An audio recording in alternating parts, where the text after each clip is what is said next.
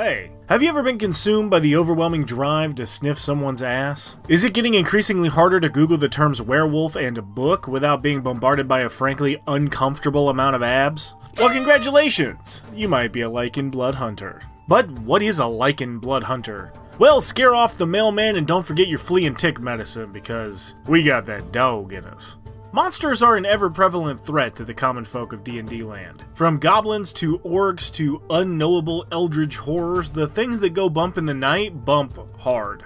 Enter the Blood Hunter. For every screaming pile of goo or sentient blue raspberry jello, there's someone crazy enough to try to kill those things. However, you've taken it to the next level. You see, as a Blood Hunter, you've dedicated your mind and, more importantly, your body toward a single pursuit: slaying monsters. But sometimes the only thing that can destroy a monster is a monster. But first, do you hoard magic items like a medieval Scrooge McDuck? Do you have binders full of item descriptions but nowhere to keep them handy and easily accessible? Well, do I have just the thing for you. Thanks to the new Kickstarter from friend of the show Dungeon Scribe, you can get this tome of magical oddities all to yourself. With over 500 brand new items, you'll have more than enough to spring on your party. Dungeon Scribe was nice enough to send me the box from his first Kickstarter, and look how amazing this is. With 5 decks of items and beautiful dice, this makes the perfect gift for you or the DM in your life.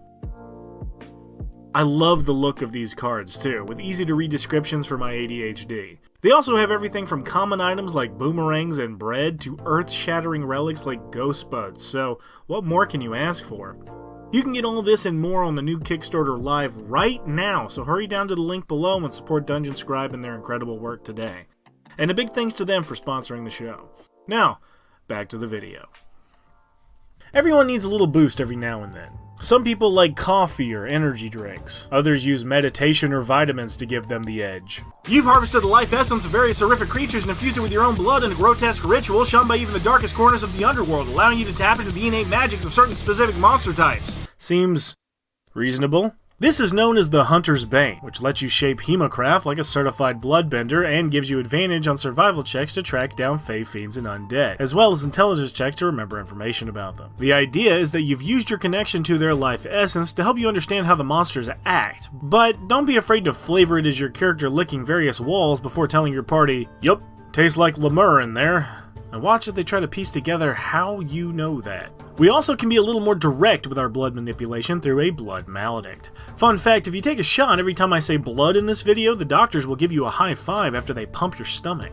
In any case, your blood maledict gives us access to a blood curse from a nice long list. I recommend the Blood Curse of the Eyeless to spend your reaction to turn a possible hit into a miss, or Blood Curse of the Fallen to bloodbend a fallen enemy into attacking their ally. Each of these can be amplified by spending a Hemocraft die against yourself, meaning at this level you can take a d4 of damage to add an additional effect. These also refresh on a short rest, so spend that hour thinking of new gross ways to weird out your opponents. At second level, we get a fighting style between a list of 4. You got archery, dueling, great weapon fighting, and 2-weapon fighting, all of which are pretty powerful. I recommend great weapon or 2-weapon fighting to maximize up-close brutality, but you do you, baby. We also get a Crimson Right. This allows you to rake your sword against your skin, slather it in blood, and set that bitch on fire. I love this ability so much. How metal is it to watch a guy shank himself and then that blade just erupt in flames? You must spend a bonus action and take damage equal to your Hemocraft die, but then you get to add that damage in elemental magic to every single attack. You also can choose between fire, cold, or lightning damage depending on your preferred playstyle, gaining you more rights as you level up. This is the bread and butter of the Blood Hunter and pretty much their signature ability. And honestly, probably one of the most fun abilities in 5e. But I'm an absolute sucker for abilities that come at a cost, and I love the way it plays into the flavor of this class that you end up hurting yourself trying to give yourself an edge. And while sometimes that works well, there's definitely a gamble happening every encounter, which is good stuff. Hell yeah, man. Congratulations, dude. That's amazing. And that's pretty much it, right? I mean, the Blood Hunter is powerful and flavorful and... wait, what?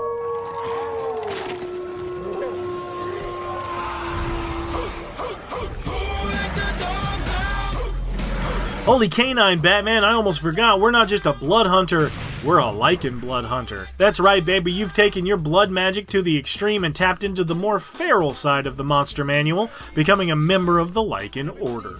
At 3rd level, this grants you a huge suite of buffs to play with, like Feral Might for advantage on strength checks and saves and a +1 to melee attacks, Resilient Hide making you resistant to non-magical or non-silver bludgeoning, slashing, or piercing attacks and a +1 to AC, Predatory Strikes allowing you to use your new Wolfy Claws as a single weapon that does 1d6 of bludgeoning or slashing damage, and Bloodlust, which, ooh, that's fun.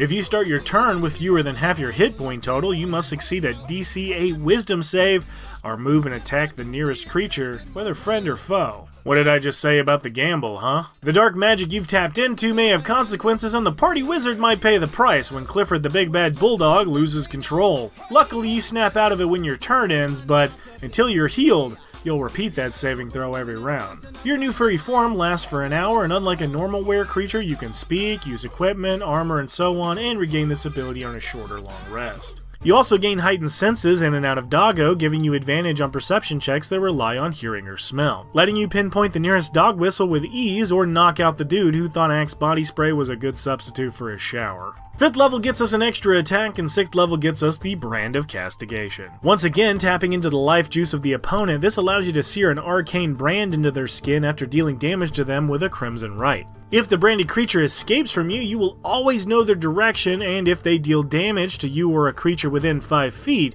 they also take damage equal to your Hemocraft modifier. The only way a creature can rid themselves of the brand is for you to dismiss it, use another brand, or someone cast Dispel Magic. Your Hemocraft die also bumps up to a D6, you gain another use of your Blood Maledict, and you gain another Blood Curse. I like Blood Curse of the Mark to keep stacking that spicy damage, but you're a big dog, make your own decisions. That's why I'm the big dog. Woof woof. 7th level gives us more wolfy buffs like Stalker's Prowess. Here we get an additional 10 feet to our speed and long jump, but also 3 feet to our vertical because, as everyone knows, werewolves can dunk. Additionally, your claws get a nice buff with improved predatory strikes of +1 to attacks and damage rolls, and makes your claws magical. Now your claws can do damage to real werewolves, whereas before you would have had to get a silver manicure in order to break their skin. We also learn a second Crimson Rite, so you can be... or fire and lightning, I guess, but that's not as fun to say. At 9th level, we also get Grim Psychometry, which feels like a made-up word, but I guess all words are made up. Essentially, you get advantage on history checks against spooky, scary stuff around you, but apparently your DM can also give you a vision of the past on a high roll like a backwards That's So Raven. At 10th level, we undergo the Dark Augmentation, increasing our speed again by 5 more feet and letting us add our Hemocraft modifier to strength, dex, and con saves. The description here may have you believe that the dark magic involved in Hemocraft has altered your body in unique ways, but the laymen have another name for this cursed magic. Roids.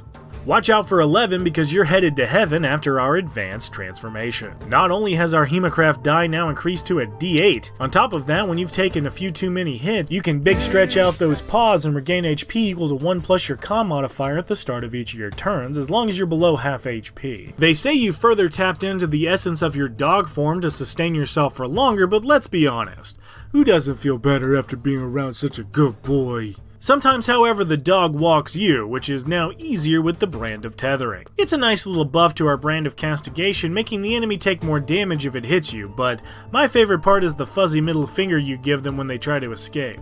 Not only can they no longer dash, if the bad guy tries to teleport, they take 4d6 psychic damage and have to make a wisdom save. On a fail, the teleport fails.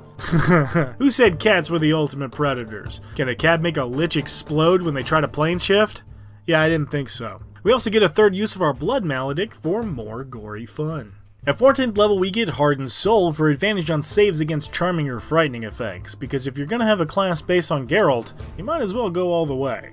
Yeah. And you get another Blood Curse and 1 more Crimson Rite. You can now also choose between Necrotic, Psychic, or Thunder damage when you activate the Rite, because nothing says werewolf like a sword that eats your life force, gives you a migraine, or explodes. And the hits just keep coming at 15th level with the Brand of the Voracious. While super powerful, this ability is pretty simple compared to some of the others on this list, as you essentially just get advantage on attack rolls against a branded creature and have advantage on your Bloodlust saving throw. But I'll take it. 17th level gets us a 4th use of our Blood Maledicts, and our Hemocraft die caps off at a D10, but at 18th level we get Hybrid Transformation Mastery. While we may be hungry like the wolf, we are now in complete control of our beastly self, letting us transform an unlimited number of times a day. We also get Blood Curse of the Howl for free, forcing an enemy creature within 30 feet to succeed on a saving throw or be frightened of you for a minute. However, if the creature fails the save by 5 or more, it is stunned as well. How sick is that? Run into a fight, stare a dragon in the face, and shout it out of the sky. There's a Skyrim joke in there, but Then I took an arrow and don't. Just don't. Finally, at level 20, we become a Sanguine Master. Now you can roll 2 Hemocraft die when using a Blood Hunter ability once per turn to either mitigate the damage to yourself or increase damage to the baddie. And whenever you score a critical hit with a Crimson Red attack, you regain 1 use of your Blood Maledict. Ho-ho! How we doing there, folks? I know this class and subclass are a lot to take in, so if you need to, pace around in circles a few times before we take a breather. I gotta say, the Blood Hunter is just an official class at this point, right? I mean, people still want to play the Mystic, and that Unearthed Arcana is deader than any monster within your snootin' range. Not only that, but the Blood Hunter is just plain fun as hell, and like I've said a few times, the mechanic of taking damage to deal damage adds a surprising level of depth to a martial class. In that way, it kind of forces you to think like your character dealing with this curse, and I think you'd be hard-pressed to find a ton of subclasses with this level of synergy between character choice and player motivation. On top of that, it's just strong. Tack on some fighter levels for Action Surge or Great Weapon Master for bigger hits, and you've got a tank that can pack some serious damage every round. And while you may be a monster, you're still just my sweet puppy boy. Oh, look how small he is. So if you've learned the secrets of tracking monsters by tasting their truffle butter, can howl so intensely it causes prey to change their shorts, and have been the inspiration for countless romance novels with the word alpha somewhere in the title, why are wolf people so f***ing horny? Guess what? You might be a Lycan Blood Hunter.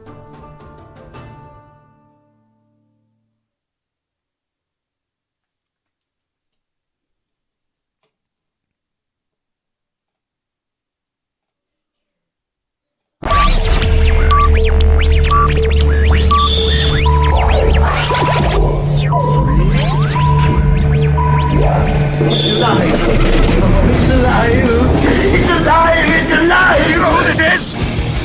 No, who is this? Toto? I have a feeling we're not in Kansas anymore. Where we're going, we don't need roads.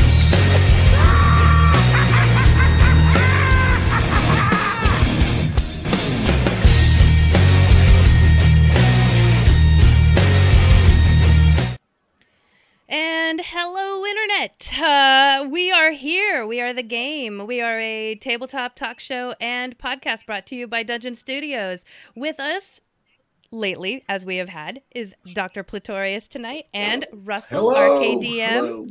If you're just joining us, Hey guys. Hey!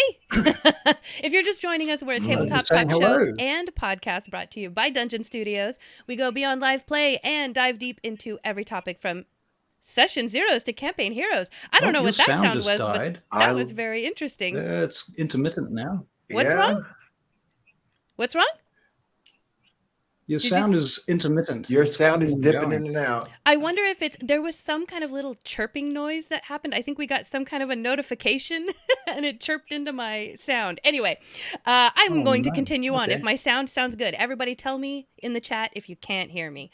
Seems to be where good was now. I? Right. Okay, lively debates, thoughtful analysis, plenty of laughs, as I've just demonstrated. Our weekly podcast is the perfect companion for any D&D fan. We stream live and interact with our chat every Monday on Facebook at 7 p.m. Pacific, 10 p.m. Eastern, and 3 p.m. New Zealand time now, right? Because of time changes and things like Yes, that, it weirdo is now things. 3:15. Right. So here we go, 3:15 here now. folks. I'm going to say hello. Let's say Christina says hello. Avery's in the chat. Hey, Avery. Hello. All right. And we got someone from Dungeon Studios Welcome, saying we sound everybody. great. So that's great. Thank you. And Jesse Excellent. Hartnett. That's the best thing. Hartnett. I'm sorry if I mispronounced that. All right. Moving on. Hey, there's a bunch of Rollstream players. Yay. Nice. Okay. So Nice. we haven't Thanks for done- stopping in. We Yeah. haven't done nerd news in a while because we've been very focused on getting through the topic in the limited amount of time that we have. And I thought we'd take a little break from our new norm and cover a little bit of nerd news.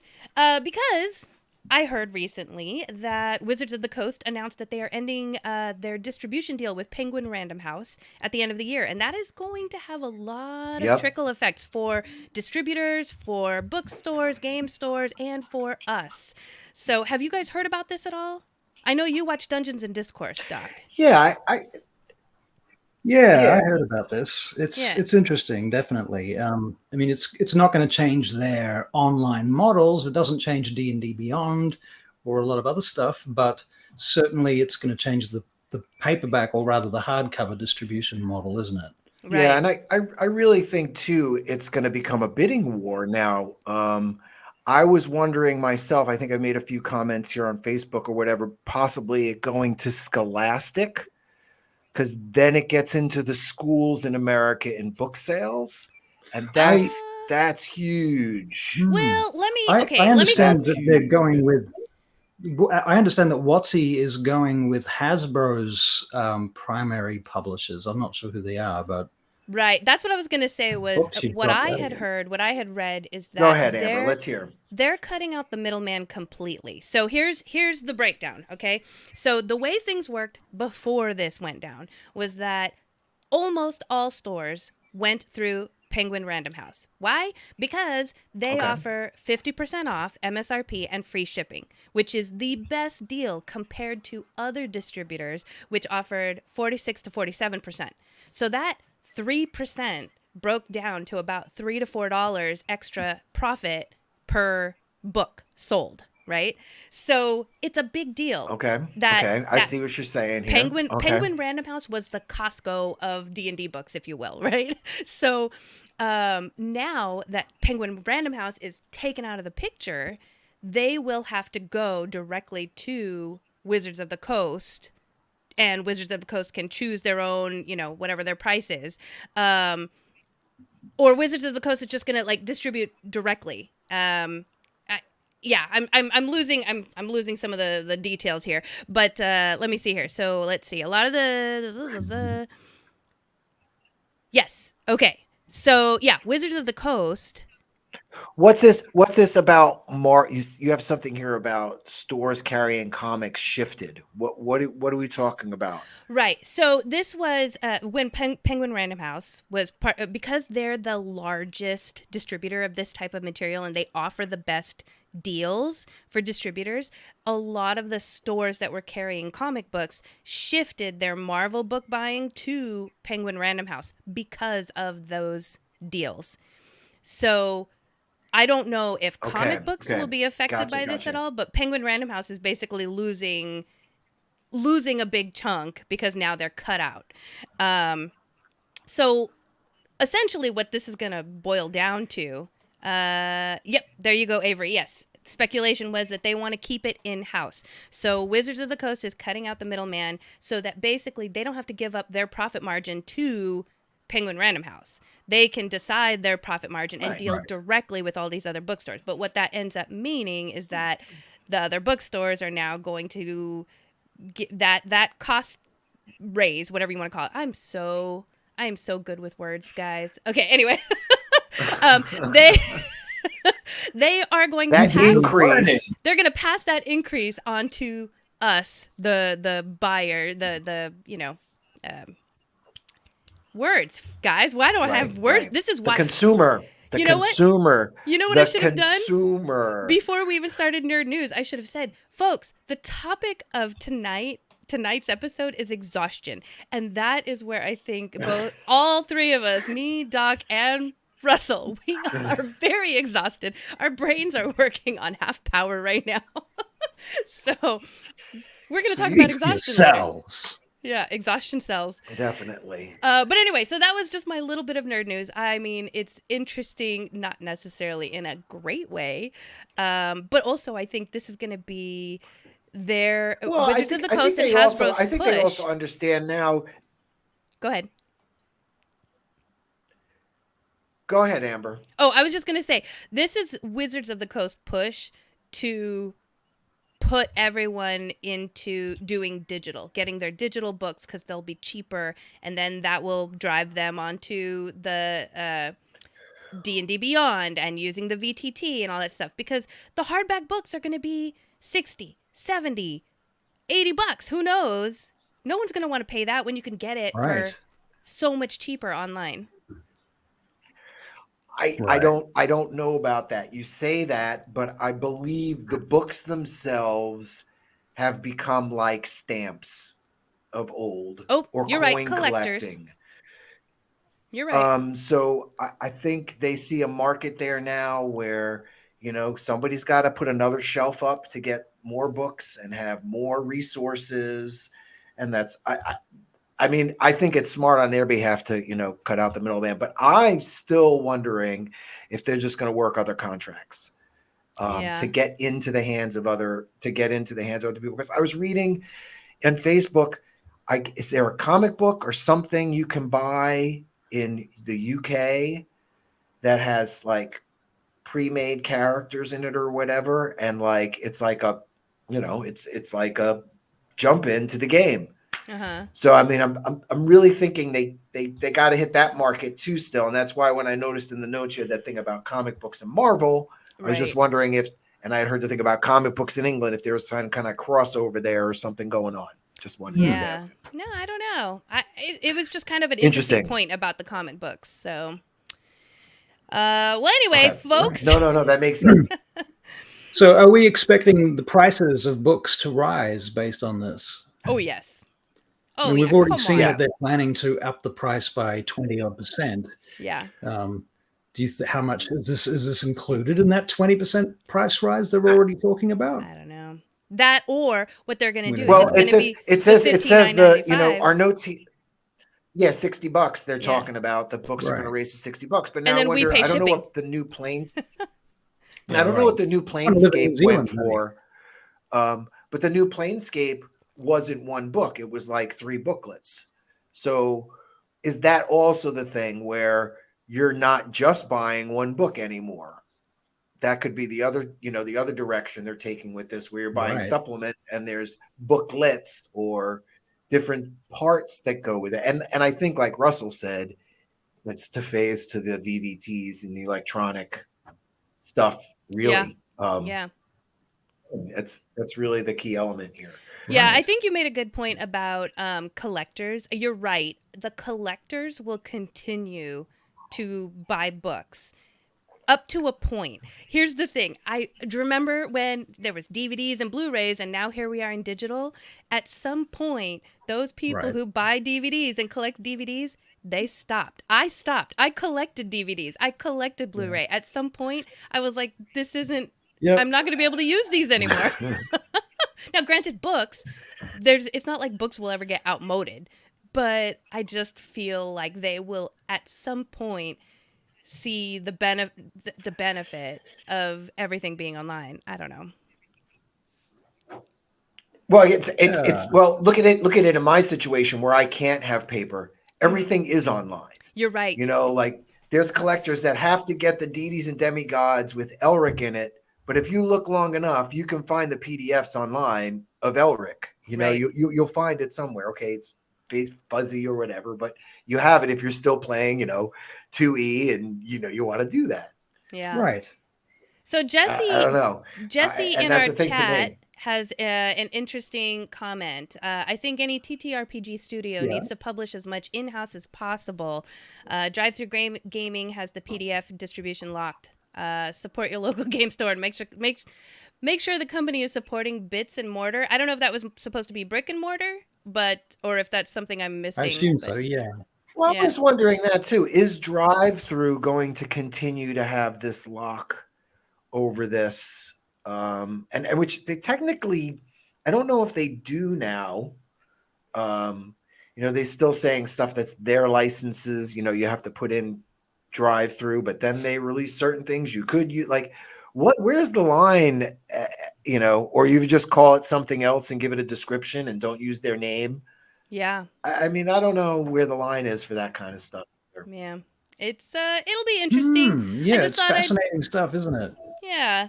So we'll see where it goes. But boy, I'm thinking, okay, I'm going to talk about this now in the hopes that maybe around December, early December, the game, will have a Christmas episode. I want to talk about like gifts that you can buy your DMs and your players and things like. I think people would enjoy that, right? But here's the thing: if this is happening, No, that's good. if this is through to the end of the year, everybody buy your DMs books for Christmas.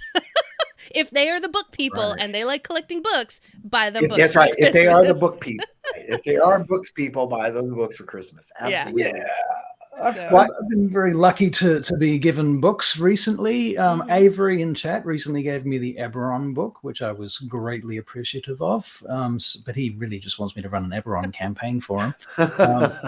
And I was given the Dragonlance book not too long ago by Well, another what player better called incentive Jojo. though? It's like if you want your DM to run something, buy them the book, right? Then they can't say no. Well, they could say no, but That's right. I mean, they can, but it's rude. right. Yeah. Oh, I don't know. I don't know if a DM can ever say. I don't know if a DM can ever say no when there's like this whole new thing of material in front of them. They're getting Right? something is Something. coming out of that. Yeah. Right. Yeah. Right. So I've had dice given to me. Actually, Avery gave me a gift last week. I'm not sure if I showed you this. This is my. when the D&D DM shirt. smiles, it's already too late. I love that one. Very nice. My Very son, nice. my son Awesome. has one. He's a multi-class druid and cleric, and so for Christmas, I think it was last year, we got him this shirt that says "World's Okayest Cleric" because he really is not the best cleric at all. It's a great shirt. Anyway, Okayest. we should save that for the Nice. Christmas episode. So, all right. All right then. Unless we have And gifts, anything and else gifts. to talk about with Penguin Random House and Wizards of the Coast, I thought we would take a visit to the doctor's office because we No, have no. not I had do that want. in I a do while want to either. say one thing. I do want to say one thing. Okay. I do want to say one thing, Amber. You were talking about that one the Dungeons and YouTuber, Discourse? that was that's in Discourse. I want someone to send her like a spa gift certificate or something To so see she if can it go improves her relax mood. somewhere. She doesn't talk about D&D anymore. It's Yeah. just always like what the game company, you have to go burn down Hasbro right now. Like, Right. sorry. Okay. Sorry. I just had to say that. No, A I know. spa I've or been. something I would actually. be- Okay. I know we're getting off topic, but I had to. Every single one of her videos. Oh, What? we lost your sound. We lost your For a sound. What moment. did you say? Everyone. Can you hear me now? What did you say? We lost your sound. Every one of her videos has had the title "This Got Worse." Dungeons and Dragons got worse. Right. Wizards of the Coast Yes. got worse. This Right. just got worse. Just And I'm like- got worse. And Just got worse. I commented Right. on it like a few episodes ago, and then she put out a video this week, and I had to. I got on her video and I had to comment. I'm like, can we just change the titles a little bit every once in a while? Like, give me some variety, please, because there's only so much worse this can get, and it's really annoying. So I Thank commented you. on her I video. appreciate That's her appreciate whole- you do that. Her whole brand is built around that, though. Yeah, the that's thing, true. you know? That's what She's the does. crotchety old woman. It is. It is. Anyway, Yeah. okay. Yeah, and that's her whole presentation style. Oh, Yeah. but it gives me stress. It gives Mhm. me stress. So I just want her to. I want to know. I would love to see her relaxing one episode. Right. I just think it would crack me up. That would crack me up. That would be give funny. Amber what she wants. I would different continue to title, watch her if she right? gave me one episode where she was happy The game or gives different. her that challenge to do that. And maybe Right. we need to invite her on the game, and we'll give her a gift certificate to a spa or something. That would be Why don't great. we do that? I mean, that would be kind of cool. Okay, All right. Sorry. All right. So, folks, sorry I had to get there. I just want to, before we move on to the doctor's office, I just want to let you know, because I did not cover it in the beginning like I should have, because we're tired. But tonight's episode is about exhaustion, and we have tons of material to talk about. We're going to do a couple of things. If you're new here, the doctor's office is great. If you don't know Doc, he's like an encyclopedia in this man here. Just somehow it's all in there. So he's going to share with us I some don't really know. interesting I don't know. details. We're going to probably catch up on a couple of things, and then we will get into Exhaustion. So if you have any questions about Exhaustion, any particular topics you want to talk about with Exhaustion, make sure you put that in the chat. All right, Doc, let's go to the doctor's office. So we can bring them up definitely for the discussion.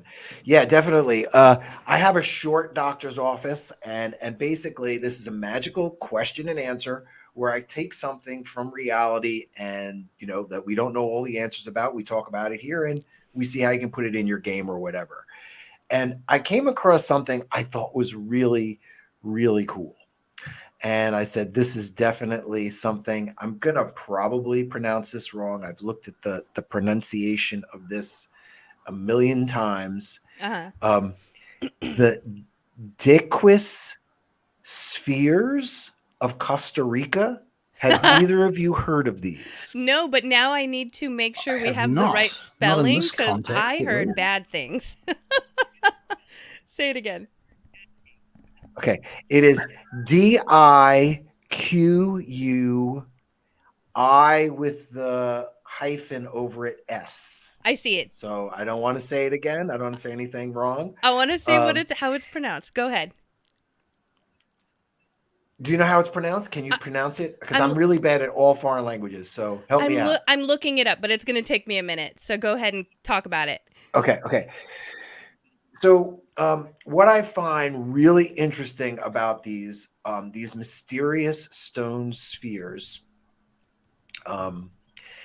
is that there's about 300, which even reading this in an article, I think about, they're perfectly shaped sphered stones found in the Diquis Delta region of Costa Rica, believed to be created by the indigenous people from 600 AD to 1500 AD, up to 2 meters in diameter. They're carved from both granite or gabbro. Okay, and the purpose remains unclear. They're not sure if they were social status, astronomical alignments. But what I really find amazing about these things, they're being timed this 1500 to 300 BC time period when they were created. They're talking about them completely disappearing. Okay. So when Spanish explorers arrived at this area in the 16th century, there's no mention of these spheres around. Okay. Accounts of large stones are mentioned. And then by 1570, another, Spanish group goes and they go and everyone's gone. Okay, this is so wild. I So have been then looking all over the place. I cannot find how to pronounce this, but folks, you probably want to Google it because the pictures are very interesting. I mean, it looks like a cool stone stuff. Yeah. a stone Cool stuff. giant just took like a bunch of little dumps everywhere. Like it's really cute. Go ahead. So now it's what's really cool is now it remains unforgotten until the 1930s when the United Fruit Company is clearing the jungle to make way for banana plantations for all of humanity. They find these things. Okay. Very interesting. So UNESCO shows up, they start getting aged, they start making them historical sites while they start getting pilfered. People start stealing them. They start. How So do I you found steal this these other things? They're article where huge. well, then there's are there authentic ones now? People are replacing them. Yeah. Crazy shit going on for this stuff. So then I was like, okay, so what's Garbro, right? The stone that they're being made out besides granite. Uh-huh. And that's often contains chromium, nickel, cobalt, gold, silver, Gold. platinum, and Sounds like copper asteroids. and copper sulfides. So now you're like, oh my gosh, what are these things? Just really cool. I had to bring it up for magical Q&A because it's another one of these things on the planet Earth. You're just like, Right. what is this? And very relatable to D&D. Yeah. I mean, you can throw this right into your fantasy setting. And I like. Did you say stone giant turds? No, that's what it looks like. I'm looking at these pictures because they just look like big round rocks, but in some pictures they're like clumped together, like when my dog goes to the bathroom and just leaves a little trail. It's just interesting. Oh my Anyway, goodness. so Jesse says, I'm assuming it's your Google Foo beats me is what you're saying. If that's the case, I would love if you could somehow type out phonetically how we're supposed to pronounce Dickwis because I cannot find it. So I think you really need someone It from would be that I'm region. just guessing, but I reckon it's Dequee. Dequee. Yeah, I would prefer that. That sounds probably right. Dequee. I like that. We're very that cultured sounds right folks. with the, We with the know how hyphen. to say things in other languages. Basically like Dick Wee. Dick Wee. There we go. Now you're bringing it back. I love it. So yeah. Okay, Avery says, Oh, Giddis, boy. I once saw people trying to steal a Banksy mural that was painted on a cinder block wall, including the wall. Oh my god. Don't underestimate people. Wow. What? They were taking You're talking about a Banksy here. Let's not go into Banksy. Yeah, I A could wall? understand that. Okay. I could understand someone trying to take out a Banksy. Anyway. But that's nuts. Well, that's pretty cool. But yeah, anyway, so Madness. the singers are very cool from Costa Rica. I'm almost like, oh, I want to go see them myself and check it out. That seems very, very cool. It's almost like those damn Egyptians leaving pyramids just lying around. Right. Yeah, well, but now, stone balls are easier to move Russell, around. You can roll them. Mhm. At least there's that, right? You can roll them. You know? Hey, Russell, it's funny you bring up Egypt because that was when I was looking at like comparing the time periods, like when they're saying these were made, compared to like Egyptian. This is like that they're saying thousands of years after Egyptian times, which is really after, which is kind of confusing to me too. Like, and I was saying to Amber before the show started, they just recently unearthed footprints in North America. Fossilized footprint remains that they may be 23,000 years old. Right. And then last week they unearthed something in Turkey that they think is 12,000 years old. So our whole concept of like where humanity has been and where they've traveled to sort of totally getting shattered. Right, exactly. Sort of the history that we've accounted for and the history that happened before that. Yeah, it is definitely fantasy. I mean, fascinating. Fantasy could be fantasy too. I knew we said fantasy. I just recently watched that TV show by what's his name, Graham Hancock, the guy that wrote Fingerprints of the Gods. I remember reading all of that stuff back in my teens, and I was like blown away by it. I thought it was amazing, and along with, what was it called? Bloodline of the Holy Grail, all of that stuff. I was really deeply embedded in that stuff for a long time too.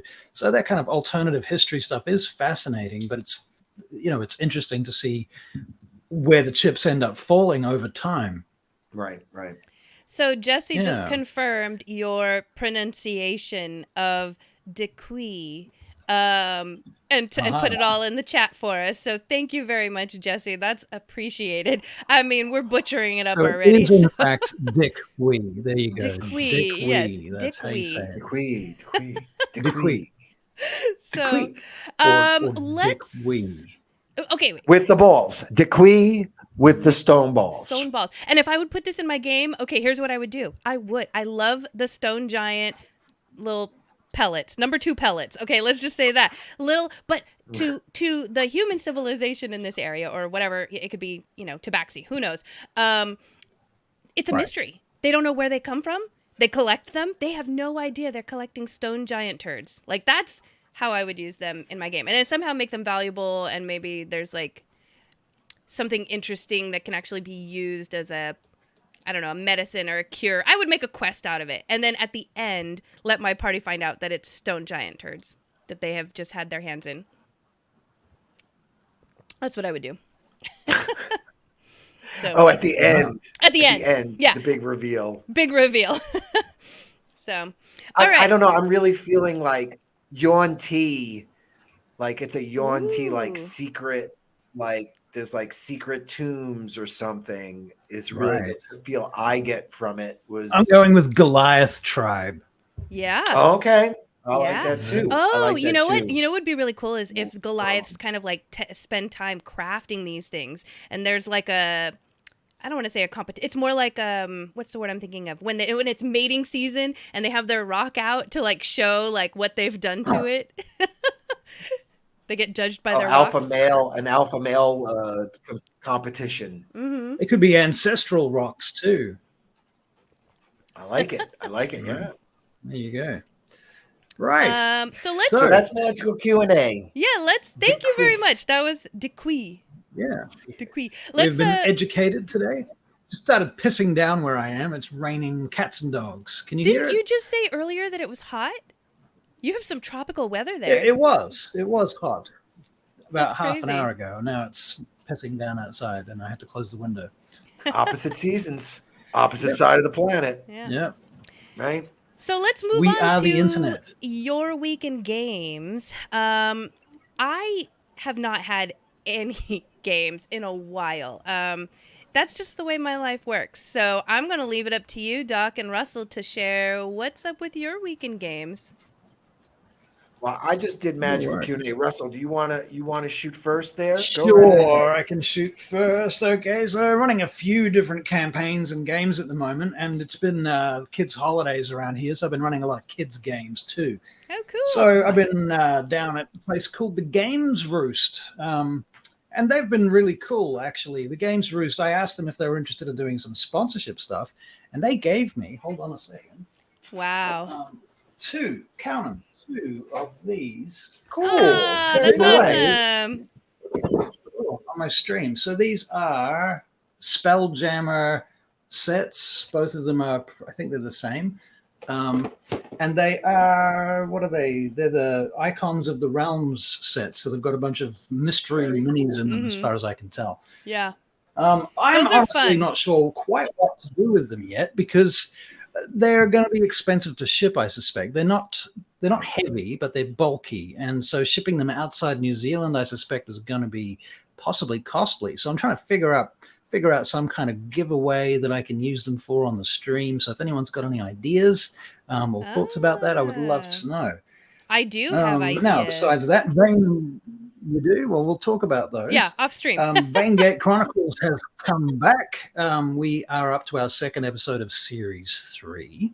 One of our players she started a new character, and so she's just been located in that story. The players found this wagon being controlled by these evil Barakyle envoy wizards who are carrying it to the Ungor Empire, the Orcan Empire, and they're exchanging. The Ungor Ma'ak are exchanging their orc champions to the Barakyle to turn them into Tanaruks and then ship them back again as supreme kind of champions, if you like. They call it the Red Weapon. So the players came across this wagon with this red weapon inside it, and once they defeated it, they found that it had been feeding on somebody or something, and there's a person laying in the back of the wagon with no skin on. Ooh. And that's Caitlin's new character. So she has a character with no Yeah. skin? Well, she has pierced through her tongue is a ring of regeneration, but nobody knows that yet. Oh. So she will grow her skin back in short order, but that's how she survived. Yeah, so that's a fascinating little twist of events. That is fascinating. Yeah. Now, last week I put out a video, Evil in Dungeons and Dragons, which quite a few of you guys have probably watched by now.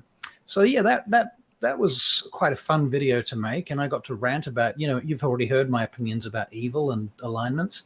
Yeah. So it was pretty much a Russell's unsolicited opinion on Evil and stuff, which, as I said, it was terribly fun to make. But not everybody agrees with it, and they have every right to not agree with it. So there you go. Coming up this weekend, I will be at Armageddon, which is a big trade show fair what do you call it? A Convention? Okay. That we have here in Auckland. There's going to be people from all over New Zealand. Now, what was the name of that one again? It's called Armageddon. This is spring Armageddon for us. We're having 2 this year for some reason. I think it's because they locked the place down during COVID, and now we're trying to catch up. So we're having 2 Armageddons this year. So yeah, I'll be running games at Armageddon, basic D&D games. Oxymoron, 2 Armageddons in 1 year, isn't it? Yeah. Okay, sorry. Right. And the other, I guess, interesting thing that's been going on in our lives, and I guess I'm talking for everybody here, is we just finished a really cool, interesting interview recently, which we're not allowed to talk about. So no, actually, we can. That's been the primary focus. No, we can. We're allowed to talk about that. I can't believe. Oh my goodness! I should have mentioned this earlier, but yes, Russell, since you let it in? Do you want to announce what our very cool episode that we did recently? I don't know when the release is going to be for this. You guys probably know better than I do. October 30th. We just interviewed Luke Gygax a couple of days back, and it was amazing. It was great. He was supposed to be with us for an hour, and he was with us for 2 hours. Yes. I almost lost the footage, which totally freaked me and Josh out. And Josh helped me not only find it, but restore it, because it turned out Zoom had eaten it, basically. Right. So once in a while, Zoom will do that. I've had similar experiences in the past, but honestly, I've used Zoom so many times, this has happened so rarely, the chances of it happening were so slim, and it happened. So completely freaked me out for about an hour until Josh and I, Josh was tracking down videos and how-to walkthroughs and stuff, how to walk it back. And we figured out a way to trick Zoom into re-rendering the video. So yay, that's great. Cool. But it that's took awesome. some real and I'm glad you guys didn't tell me, because I would have just freaked out. I figured it wasn't worth telling anybody until it was confirmed one way or the other, And that's we okay. figured it out. And this is what happened. So we, working with me on that.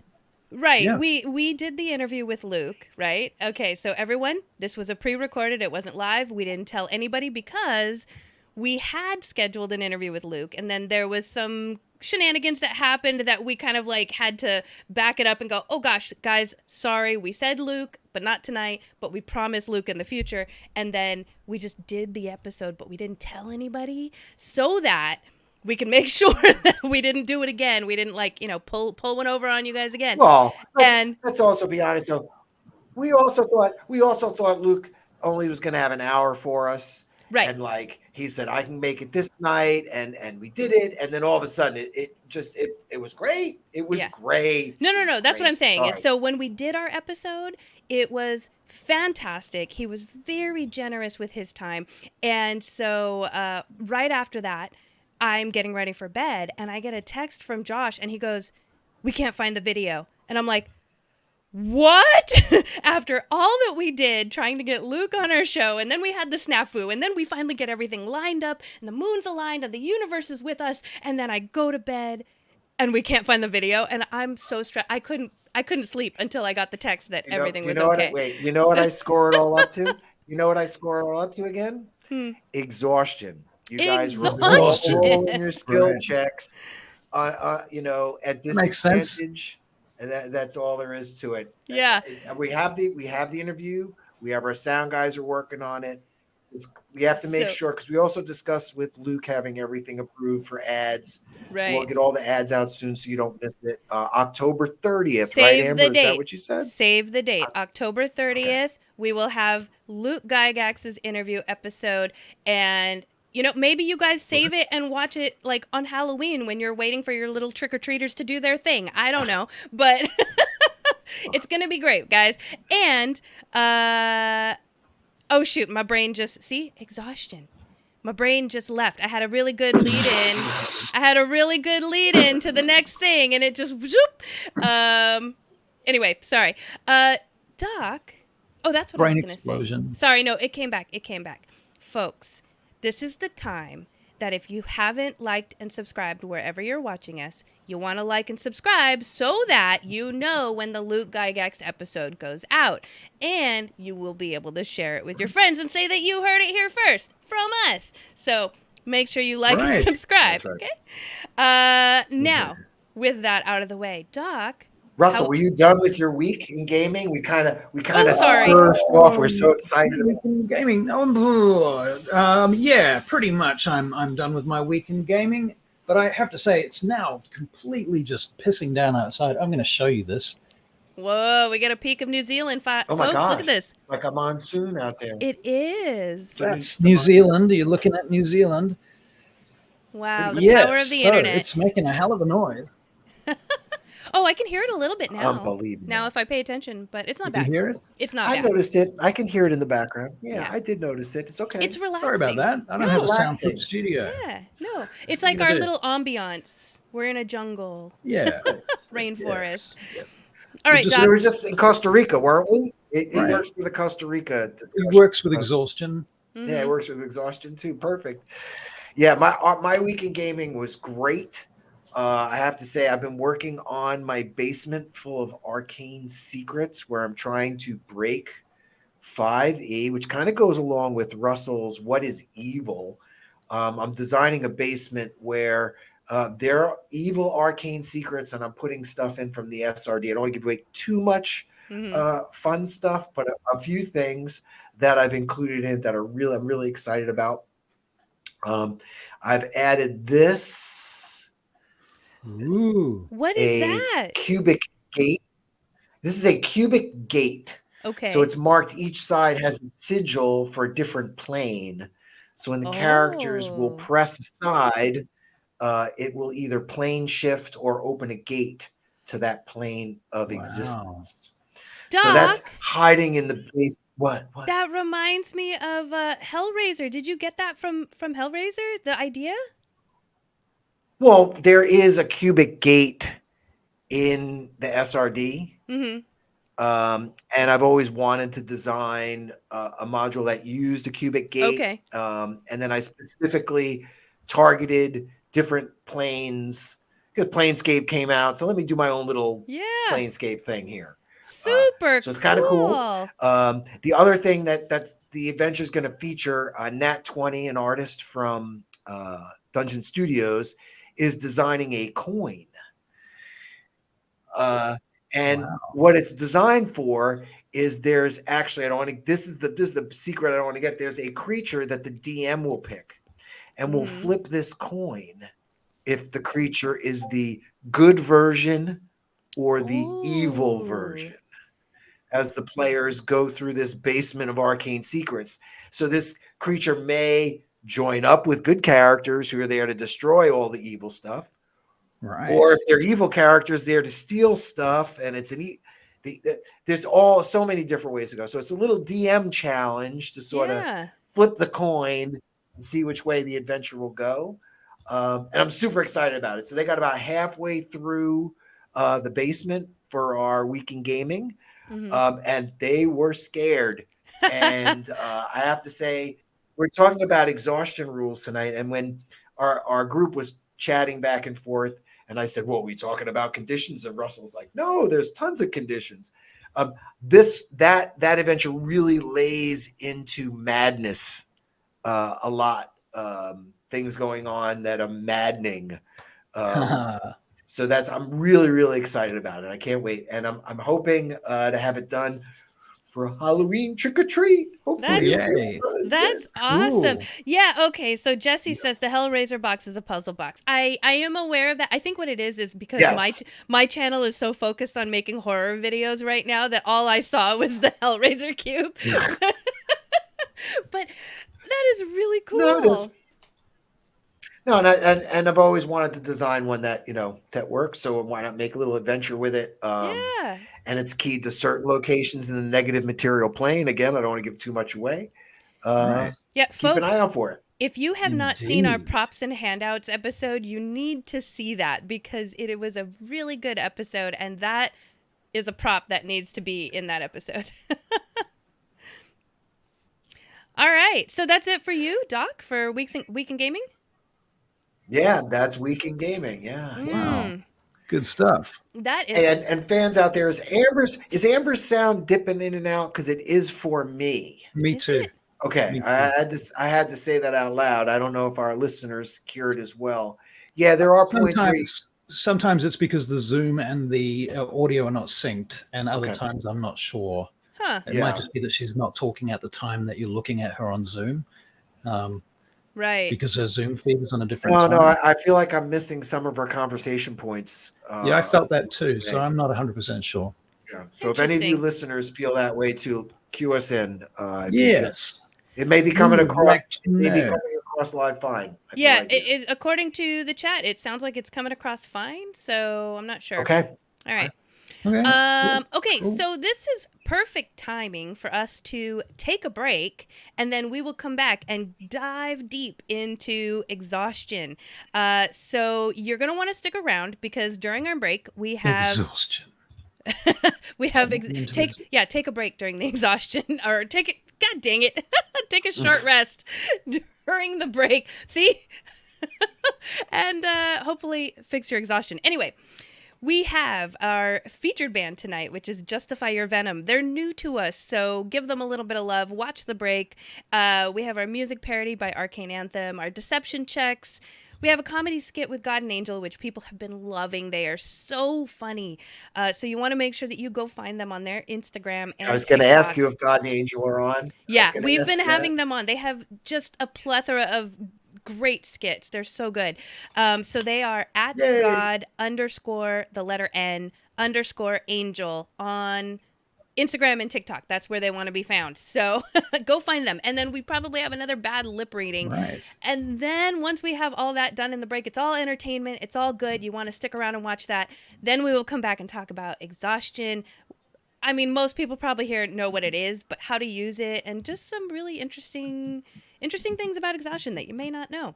So yes, hold on to your hats. I did a lot of research. Good. Excellent. And Avery came to me with a really interesting idea, proposal / piece of home brew that he had found, I believe, on the internet, which I also want to talk about because it's really cool. Awesome. Cool. Oh, Excellent. And then I just want to give one quick little preamble for those of you who are watching live, okay? Every once in a blue moon, Facebook does this thing to us where when we play the video during the break, they cut off our feed and then people can't find us anymore. So if that happens, try coming back to Facebook, like reloading our Facebook page and trying to find us. If that doesn't work, then send us a message through Facebook so that we know, so that we can hopefully handle it. But sometimes it's not us. It's not that we don't have rights to the music. We've been given rights. It's that Facebook doesn't have the rights to the music. So then Facebook holds it until they can figure it out. Yeah, so, Facebook's just a bit slow. They're a bit slow. Yeah. So just wanted to give you guys that heads up. Good old Mark. Honestly, the best way to avoid that is just to leave the stream up. Just leave it up. And then just walk away and go do your thing and then come back. Okay? All right, folks. We'll see you in after the break.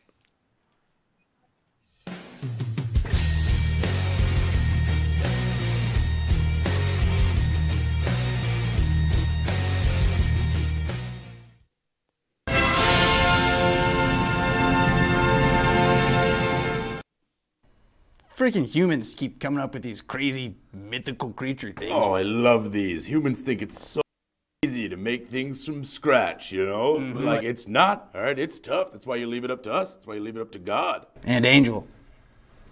Okay. Check this one out. This is the first one. Like, don't act like they didn't just throw some lion freaking legs on an eagle. Just because eagles didn't have dongs. Pathetic. They're weirdos. I mean, they just combined two animals. Real originals. Combining your stuff. This is plagiarism. Yeah, it is. And this next one's actually pretty fucking funny. Not even combining animals. They just did a human and a tail. They just gave a fish tits? Yes. That's wild. I don't like that at all. It's pretty weird. Does people find that sexy? I think so, yeah. Smite whoever finds that Will sexy. do. Yep, Okay. we'll do some smiting for these fucking Thank you. people. Yeah, they're called mermaids. They don't even clean. Pathetic. What? Yeah, it's just a... Well, they put like an elongated ice cream cone on a horse? Like, what the hell is that? That thing is bad. Yeah, foolish. Trash. And it's kind of a downgrade if you think about it. Yeah, most of our hooved creatures have two horns. Yeah. That are multi-pronged. Have they Antelopes. seen elk? That's the most regal thing I've made. Yeah, very cool. This is a downgrade right here. Yeah, unit dumb. Yeah, fuck yeah. Yeah, stupid. This. What? Yeah, it's just a big octopus. Fuck it, that is pathetic. Yeah. That is lazy, is what that is. I mean, I'm up here trying my hardest, making things like scorpions and platypus. Yeah, you're pushing the envelope. I'm doing things up here. At least I'm going there. Yeah, you're trying. I'm trying. Someone has I'm to. being inventive. These guys aren't. They just made something big? Fucking lame. That came from a Texan, no doubt. Whoa, that's kind of tight. What is that? It's called a Yeti. A Yeti? Should we launch one of those? Yeah, they're just kind of like angry polar bears with horns. And they did the right sort of horns. There's 2 on them. Yeah, those are tight as hell. Let's launch one. One. I liked the mysteriousness of that. Look how big their feet are.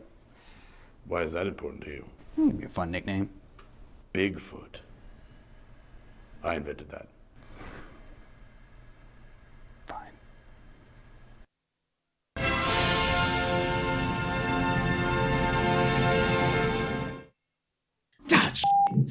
Why are you always making me climb in the smallest of places? Well, Jerry, this is the best way to get to the podcast that we need to steal this week. It's always Like we do every week on Mondays. Mondays, every Monday. Religiously. Sometimes I wish we could just walk through the door, but yeah. Every Monday on where do they find it? On Spotify, Apple, anywhere that you can find podcasts. That's where we are. I get so hot in these vents. I think they have the heater on. Wait, oh, Jeremy, don't move. Oh, wait. Michael and Jeremy steal your podcast every Monday, wherever you get your podcasts and stuff. We're going to take your podcast and we're going to do it better, faster, stronger, hornier. Yes. In an hour. Or more. Sometimes.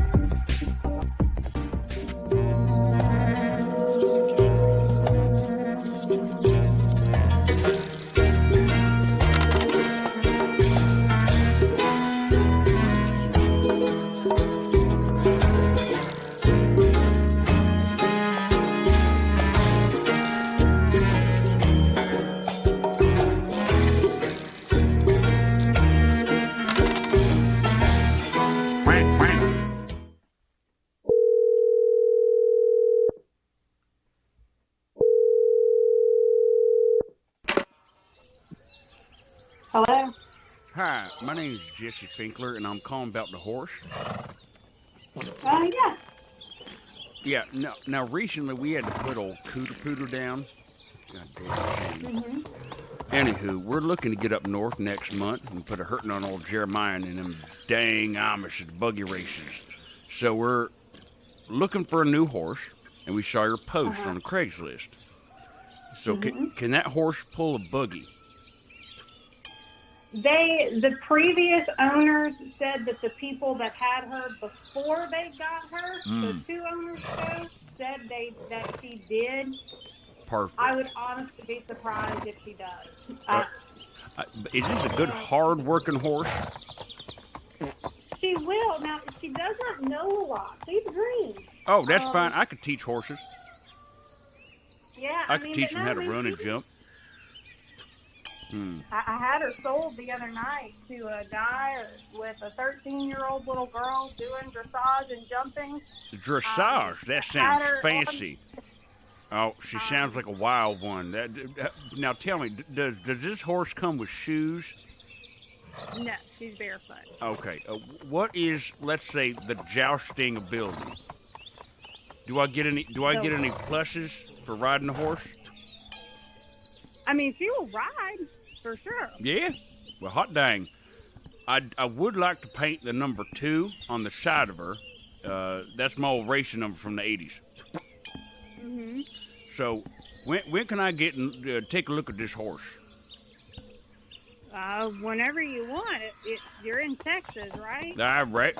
Yep. I mean, she's a good drive from you. We're in Mississippi. Well, the good news is I have another horse. He's very fast, and I can get there in a hop, skip, and a jump. I appreciate your time. You have a fantastic evening. You too. All right, bye-bye.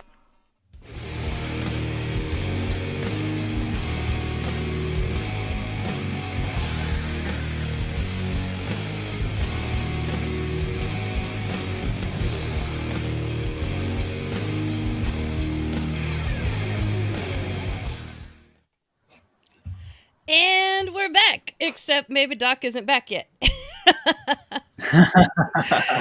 Well, there he is. There he is. Just like that, just in time. Alrighty. Thank you.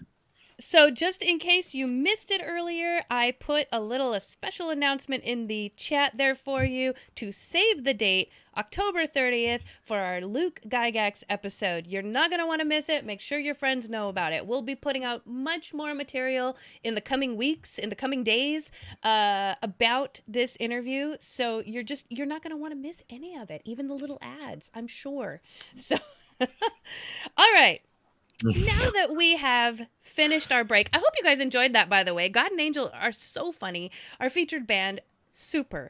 So we're going to get into Exhaustion because, at least where I am, it's late and I will be tired and I am tired. And all 3 of us have been burning our wicks at both ends. Is that the phrase? Yep. Burning the candle at both ends. That's what my grandfather used to say. I don't know which way is up sometimes. So, okay. Well, let's start. So, just in case you don't know what exhaustion is or you haven't used it, it's considered a condition, right? It's a tiered condition representing a state of extreme physical or mental fatigue. Yeah. And it affects your character's performance, right? Their overall well-being. So the thing is, it's unique. Go ahead. Did you want to say something? Nope. Yeah, I was going to say, I know I was looking at back in 2nd edition is when they started kind of fatigue as a thing. Mm-hmm. And it was when characters were like forced to march somewhere. And then there was like how much time was spent doing things.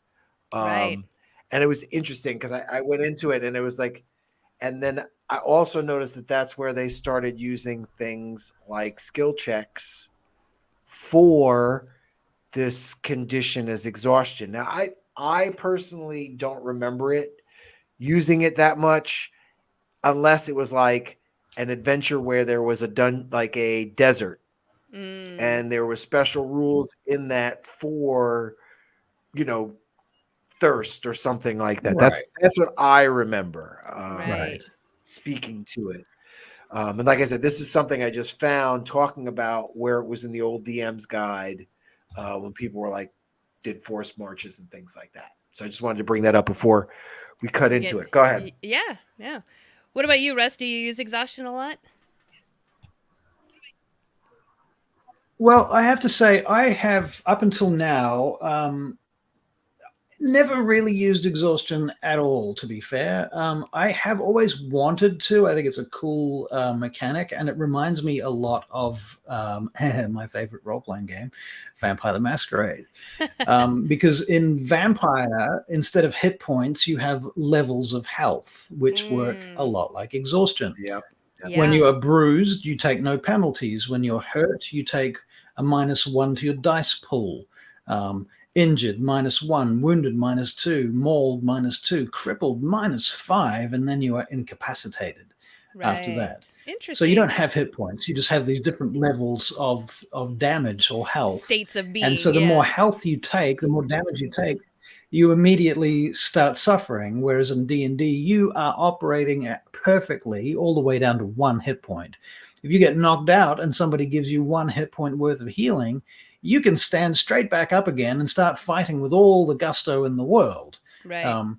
D&D is a different kettle of fish. It's much more of a fantasy role-playing game, and we expect those types of tropes from it. But if you want to explore something a little bit more hardy and realistic, where there's more deep-seated consequences to your actions, then I think exhaustion is a great mechanic. Yeah. Absolutely.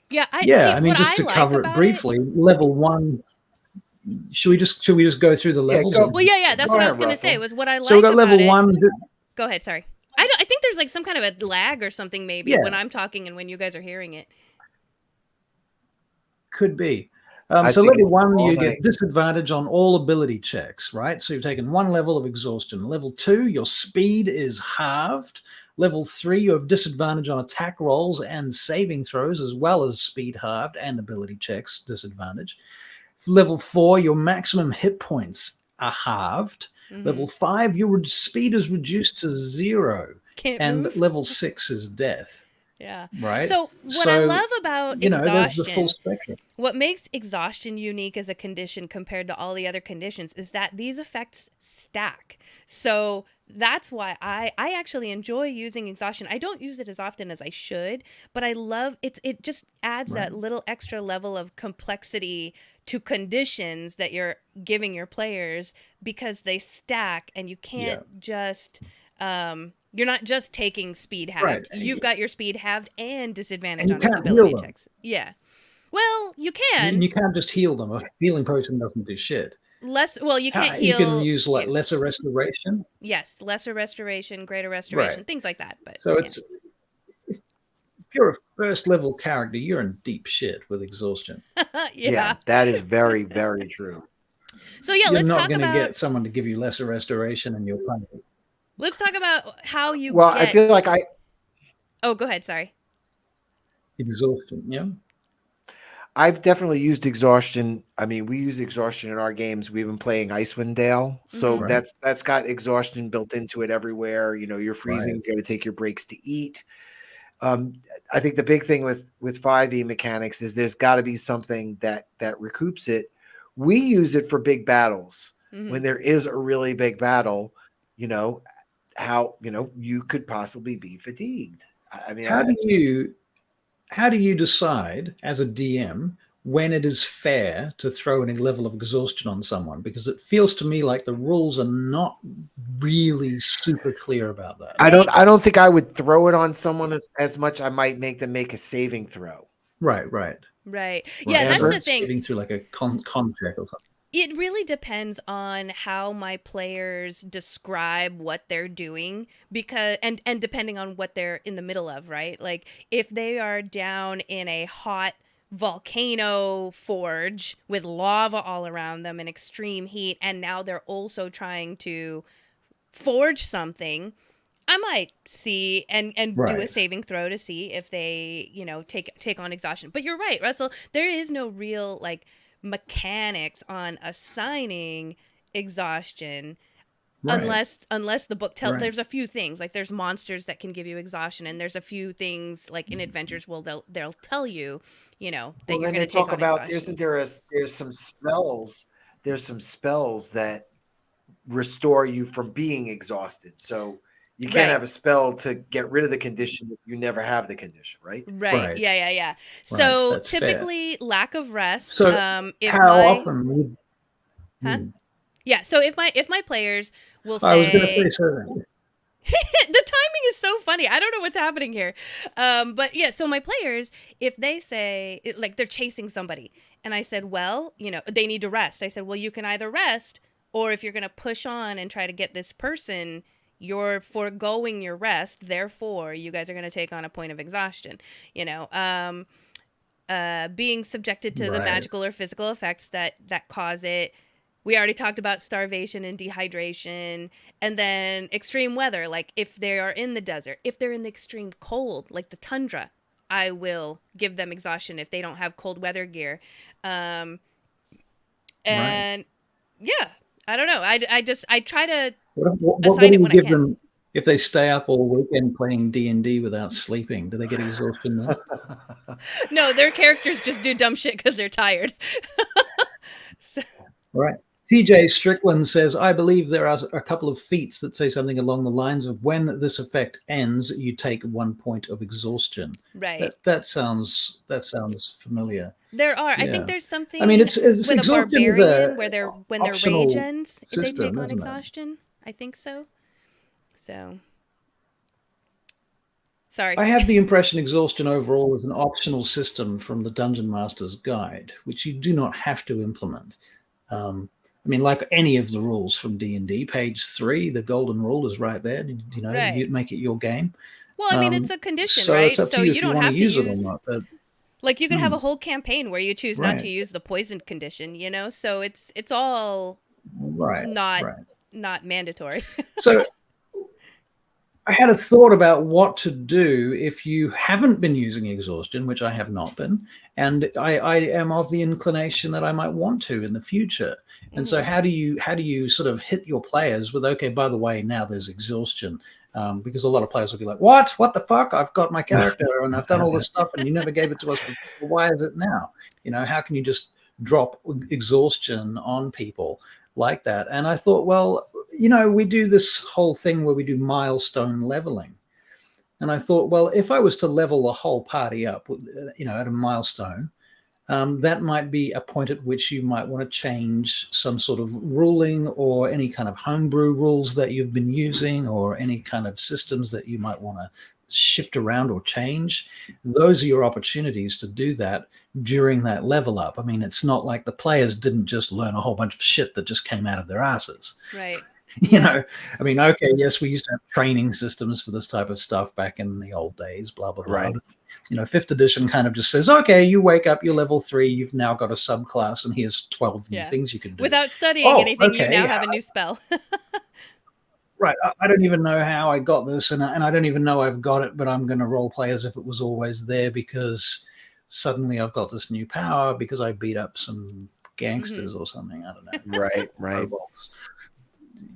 So why not spring it on them on a level up if you're going to spring it on them at all? Right. So there's a little bit of a peek into the future of your D&D games. If you're playing with me, people, exhaustion may become a thing. No, that's a good point that if you haven't been using exhaustion and now you want to, or vice versa, any rule change, obviously, I think at a level up is a good spot to do that.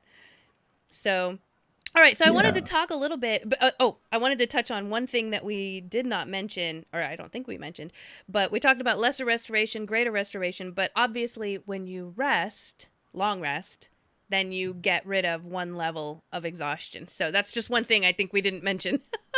Right. But right, and you can't just go and heal up all of your exhaustion at once. It could feasibly take days to get your exhaustion levels back to normal. Yeah. Which is realistic. I mean, it's like, honestly, you go into a fight, you lose half your hit points, you take a 1 hour rest, have a cup of tea and a lie down, and now you're okay to fight.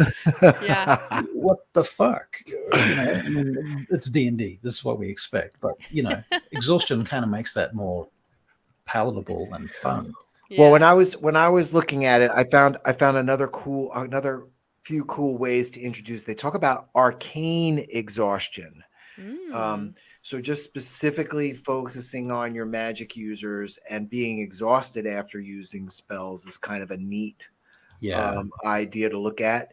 And then offering fighters and fighter classes power surges 4 levels of exhaustion. Like, think about when someone's against the BBG and they really need that, you get, adrenaline up, you're ready to get an extra hit in, or the DM awards that extra hit. Right. But then, the player has to, have that level of exhaustion. So that's another way to introduce it, where you can give the characters a boon, and then, now you have to deal with this. Like, really should be dealing with this when you're getting the extra attack in or whatever. Right. Now, there's a couple of people in the chat. Max Easy, who was playing Adrian in the Veingate Chronicles a while back. He says, Sickening Radiance is a 4th level spell, uses damage and exhaustion in tandem. Yeah. Also, it's a cool some spell. monsters use it, so even if you don't go environmental, there's plenty of other ways to get your players exhausted. Winky face. Jesse Harnett, inspiration is a bit meta game in and of itself. Who needs guidance of resistance? I think he might have meant or resistance. I'm not sure. I have inspiration. I, to be honest, dislike inspiration unless it's from a bard et al. That is my prerogative. Yes, indeed. Yeah. Absolutely. Yeah, so I'm glad you mentioned that, Max, the Sickening Radiance spell, because that was in my notes to bring up later, is some different monsters and spells that you can use. I think that might be the only spell that inflicts exhaustion. But there are monsters that will give exhaustion. Now, have you guys heard about this exhausted condition? You mean, and is it Well, different I mean, than I know that when I studied conditions for a while. Yes. Why? Yes. 1D&D is changing this condition. Okay, interesting. I should do my Discord and Dungeons and be like, "Oh no, the game is gonna change forever. It's gonna be worse." No, yeah. Known in old, it just got worse. Yeah. Known as exhaustion, it will be known as exhausted. Okay, and there will be levels of exhaustion. This condition will be cumulative, and each time you receive it, you will gain 1 level exhaustion.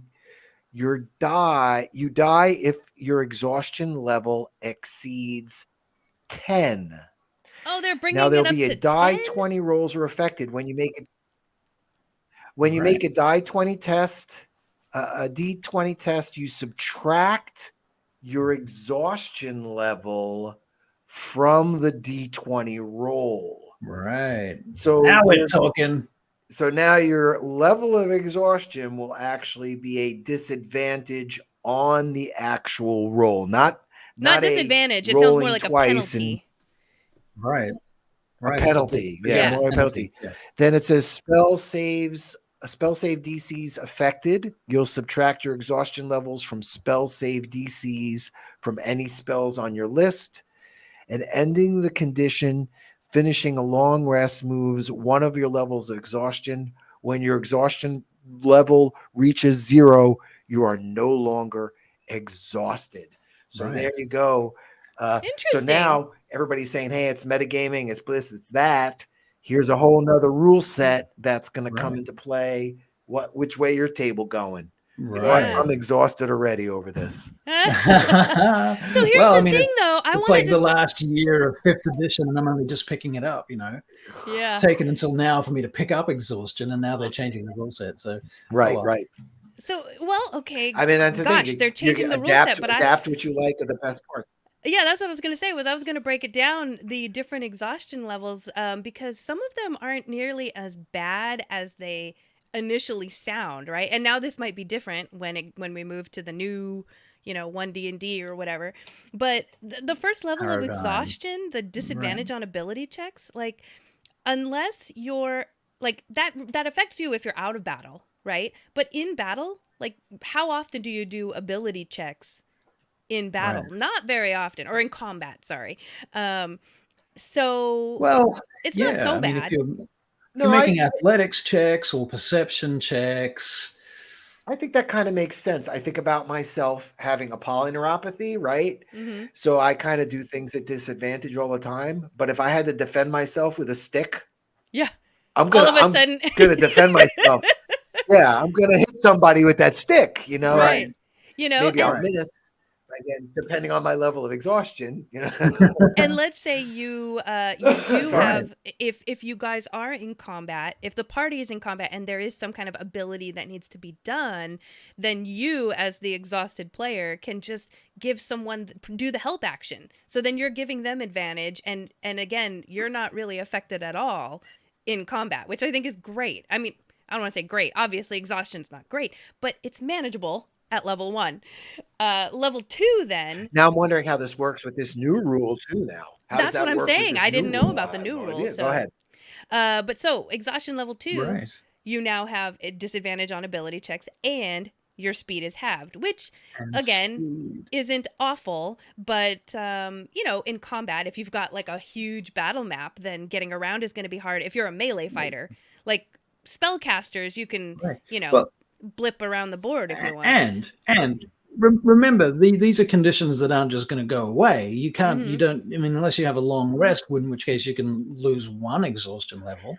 But this is going to be for every combat that you have until you manage to recover your exhaustion. I have to go back to Amber. You said it like this is really like a horrible thing. You're out on the battlefield and your legs are tired and you're running around in armor. You should be damn exhausted. Yeah. Right. That's what I think. Your speed should be halved. There's no way you should be cruising around. And there's a fair chance that the enemies are suffering from exhaustion too. Exactly. It's not a one-way street. So really, and that's a good point, Russell. If you're going to play the exhaustion game, make sure you're playing on both sides. Yeah. Right. At level 2, basically what I'm saying is that it doesn't affect magic casters maybe as much as it affects the melee fighter, because they have no way of getting around and getting that extra movement. Talk about that. And that's why I said the arcane. Talk about that. That's where the arcane exhaustion, I think, comes in as like a toss in as a homebrew that I saw out there. Right. So how does that work for you? What you're talking about, Doc? This arcane exhaustion. What does that do? How does it work? I don't know. I had read it somewhere. I had read it this week. Let me see if I can find it again. Well, because Avery and I were having a conversation earlier this week, and we were talking about exhaustion, and he mentioned a system that he'd heard of, and I felt like I'd heard of it somewhere too, and it just seems to settle correctly with me, and that is a homebrew system whereupon you can spend a level of exhaustion in order to gain a spell slot. I think that is genius. I think that's fantastic. In fact, if I was going to design a magic system from the ground up, it would be based on exhaustion. If not, hit points would be exhaustion. That's probably what I would do. And then you would spend those hit points for everything. That would be this is currency. This is from Hipsters and Dragons. This was January of 22. They talk about when you're wounded, you should use exhaustion. And when you get severely wounded, they also believe you should have the EFT condition, which is at level 3 of exhaustion. Anyway, they talk about the EFT condition. So they have arcane exhaustion. I guess they're taking it. They found it inside Candlekeep Murders. Anyone who meditates in the dome for 1 minute hears inspiring words of a hero echoing quietly in the chamber, urging them to greatness of their own. One of the phrases a player might hear spoken is, "The weave never runs dry. Sometimes you just dig deep and use it." A player who hears this phrase gains the following benefits. When they run out of spell slots, they will regain 1 spell slot at their highest level, maximum of 5th. When they cast a spell using this regained spell slot, they gain a level of exhaustion. Right. So that's where the exhaustion is coming in. Okay. Interesting. Yeah, see, I I just, just you like the know, idea of being able to use it as a thing you can take on board. It reminds me of Rasslin from Dragonlance. You know, if you've read the Dragonlance novels, the more he casts, the sicker he gets and the weaker he gets. Well, isn't that in Excalibur? Merlin does that thing for Uther so he can change form, and he has to go away, right? He has to go hide in the crystal for a while to regain his energies. So, yeah, I mean, it makes sense. Yeah, see, I think Magic users should have some kind of balance. Like I said, at level 2, this is affecting melee fighters more than wishy-washy, wimpy magic casters. And it's like, yeah, maybe casting a spell doesn't take as much physical energy, but you're wimpy. So you should be just as exhausted as me, who has to travel around the field and swat at all these frontliners. You are channeling magical energy, you know, channeling the arcane or divine energy. Either way, it's going through you, and it's going to wear you out, I feel. Well, it's also on the DM. Because, you know, the DM could be like, does this have semantic components? Yeah. Right. Well, then you're going to have to take your arms out of your robes. Yeah, I take my arms out of robes. Okay, now you're getting cold damage, and you're at another level of exhaustion. Boom, you're there. I love it. It doesn't take much, you know, to get there if you really want to. Sorry. Yeah. Right. So let's move I guess on. the thing is too to remember that they do have spell slots, to be fair. Yeah. And that is supposed to be the amount of mana that they can channel. So once you run out of spell slots, that's your mage exhausted, I suppose. But the fact that it gives penalties to things like speed and disadvantage on checks and stuff, I think that's cool. And actually, there's another way to introduce it, Russell. Perhaps you tell a wizard you have no spell slots left, but you know what? You have enough. You can cast one more spell, but you're going to gain a level of exhaustion. You can try exactly. I'm definitely there for your wizards. Yeah. You know what? Go for it. I'm totally going to make this a house rule. If you want to, you can burn exhaustion for spell slots. FYI, check out our episode on house rules, which was a few episodes back.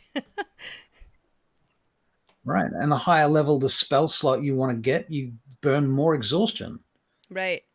Yeah, I like that. I like it. So let's move on to level well, that's 3. my little rant on the exhaustion rules, really, and what I have to add. No, Amber, you were talking about effects and how you didn't like the levels of effects, and now we have this different one, which is going to actually just change the die roll. And I like in Madness where you have the short-term effects, the medium-term effects, and then the lifetime effects or whatever, long-term and then the lifetime effects. I wonder if there should be something more like that, because like if you survive exhaustion from being frostbitten, you know, you should be losing a limb. Well, but that's the frostbite causing the limb loss, not the exhaustion. So that's something different, right? Like I don't know. I feel like there's some kind of mechanic that should. I think we all need to go and play Rollmaster. What's Rollmaster? I'm not familiar with that. Don't know Rollmaster? It's the most. Well, okay, so it was made by Iron Crown Enterprises back in the 80s. They started off with the Lord of the Rings, Middle-earth role-playing game. I do know that one. Yeah.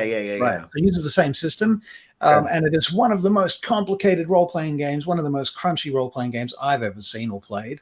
There are tables in it for every single weapon has its own page-sized table where you can do anything from a crit where you take off somebody's head or their eye right through to you stab yourself in the groin. So it's a pretty full and detailed system for combat, and it includes things like piercing and slashing and bludgeoning damage from a time before D&D had gotten around to it, but we were all thinking about it. Right. Yeah, so quite fascinating. But Rollmaster is one of those games that does all the things in that respect. Yes, Rollmaster, Jesse says, is glorious, but has aged. I haven't looked at it for a while. I found that every character I made in Rollmaster died on the first session because I had expectations that I could run around being a hero, but no. Anyway, Rollmaster. All right, so exhaustion level 3. So we've already talked about your ability checks are at disadvantage, right? Yeah, disadvantage on ability checks. Your speed is halved at level 2, and now with level 3, you're adding on disadvantage on attack rolls and saving throws. This is where it gets really nitty-gritty for melee fighters, I think. Because now, I mean, that's their bread and butter, is to be in the front line and to be able to hit. You know, the movement, yeah, that sucks, but not being able to hit. Dodging fireballs. And... Right. You know? Well, and that's where I see this one rule coming in. This one rule is covering their butts. Mm-hmm. And, because one rule your saving throws are at disadvantage, if you fall... And your death saving throws are at disadvantage. Death saves are disadvantage. Yeah. So that's terrible. As a melee fighter, you do not want to be at exhaustion level 3 heading into combat. Or you want to be really good friends with the cleric or anybody who's going to heal you. But now, here's another important thing to consider, though, too, is what is the adventure if you've put a fighter into level 3 exhaustion in a full combat situation? I mean, what do you mean? What is the fighter? I don't know if you're. What is the adventure? You're sort of asking the adventure. You know, like I don't know if that's like an old 1E module. Like, why is the shambling mound right next to the owl bear in the next room? Mm-hmm. Right. It doesn't really make logical sense. Right. I mean, if it's a kind of open world game, like a sandbox, maybe it's got more relevance. Like, I can imagine it actually happening in my game, because players can go places where maybe they shouldn't. Right. And that's up to them. And I telegraph to them that this is going to be more difficult than other stuff, and this area is guarded by, there are crown guards and there are city guards and this type of thing, to give everyone a strong impression of what the levels are in different areas, still the challenge rating, but I can see it happening, but I do understand what you're saying, like from a storytelling point of view. From a storytelling point, you're right. And if it's a module or something like that, like the only time you're going to use exhaustion is if your players are dumb enough to do something that they give themselves exhaustion, right? But in a homebrew world, like Russell said, because that's what I do. I use exhaustion, like I said, not as often as I want to. What I just thought of, because you mentioned areas that maybe people shouldn't be going, that is an excellent way to telephone to your players that this is an area they're not ready for, is having it be like extreme weather or extreme something. They have to push themselves so hard to be in this area that they continually get levels of exhaustion that they can't get rid of until hopefully they get the idea we can't be here anymore and they have to leave. That's a great way to use exhaustion to get people to understand you're heading into bad territory right now. Right. So, exactly. Yeah. Exactly. And I think that's what it's supposed to be used for. Mm-hmm. So you were on 3, right? So On what's 3. your 4? So exhaustion level 4 is now you have your hit point maximum reduced by half. And again, I still feel like maybe I'm taking it personal because I'm a melee fighter, but I just feel like a lot of these really hurt melee fighters more than they do magic users. Well, I don't know. Magic users are squishy, so maybe half, maximum HP is going to be really rough. It's interesting, Amber. I've been busting on you. I've been like cutting into you. Why you have this opinion? Why you have this opinion? Hipsters, that article I just said with the arcane, they realign 5Es this way. Mm-hmm. They say level 1 is disadvantage on all skill checks. Mm-hmm. Level 2 should be disadvantage on all saving throws. Level 3 should be half movement speed. And level 4 is disadvantage on attack rolls. This is the new rule set? No, this is what Hipster says should stay with what they should be. They're saying level 1 is disadvantage on skill checks. Level 2 is saving throw disadvantage. Level 3 is half movement speed. Level 4 is disadvantage on attack rolls. You never go into hit points because think about it. Cold is already going to be doing that damage. Right? Yeah. If you're walking in lava. But here's how I can explain it to you. You were talking about the, what did you say? Hypothermia. Lost you for a second there, Amber. Oh, sorry. The hypothermia, or what did you say about like losing limbs and stuff? This is the equivalent of that. They've been in the extreme cold. Yes, they're taking damage, but now they're going to lose their toe. They're going to lose their fingertip. They're going to lose the tip of their nose. This is the hit point maximum being reflected. The hit point maximum being reduced is now your nose is gone, your fingers are gone, your toes are gone. So I could justify it like that. Is that, or they just say hit points? The other aspect of this for me is that, hit points aren't a measure of how much meat you have on your body. It's a measure of your willpower, your will to live, your gusto, what you've got to fight with, basically.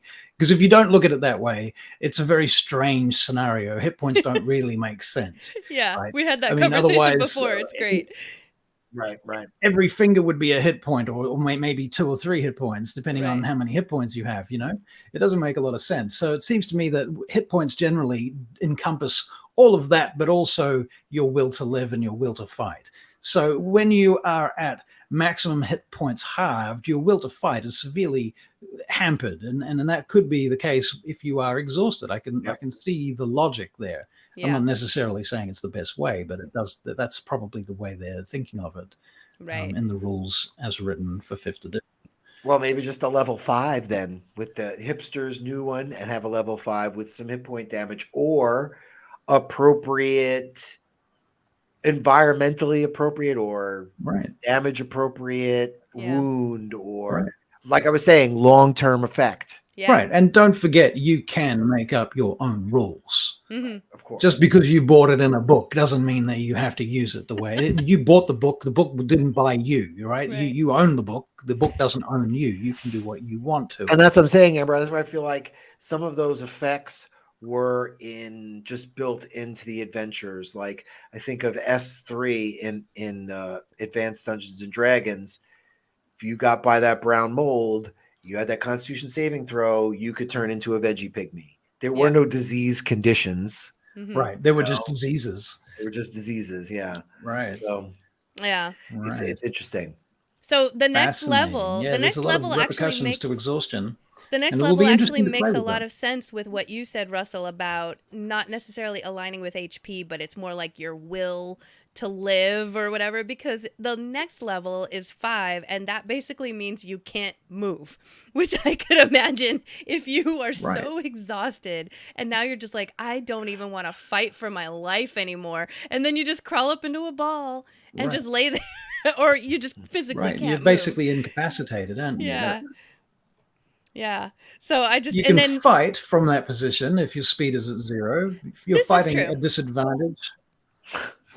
Yeah. Well, yeah. And again, I feel like maybe so then you can wave a sword around, but the magic caster has maybe a little bit more, I don't know, because you can cast a spell that's 60 feet away, even though you're laying down, but the melee person has to stick with whoever's trying to attack. What is it? What does level 5 say though? Level 5 means you can't move. Speed reduced to 0. Oh yeah, I guess then you could still magic missile always hits. Yeah. So you could cast a spell from the ground, but the melee fighter's got to like poke you with their sword if you approach.